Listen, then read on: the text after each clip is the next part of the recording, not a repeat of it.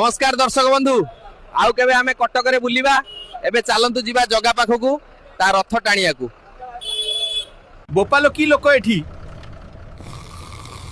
ओ भाई ना महाप्रभु को पाखकू जाउची जागा मिलिबो ना नहीं सांग माने राती हेलानी आउ मु एबे कटक रु बाहरुची पुरी को आपण माने भी आसंतु सेठी मिसी की रथ टाणिया भाई तम घर कोठी पिपिली रे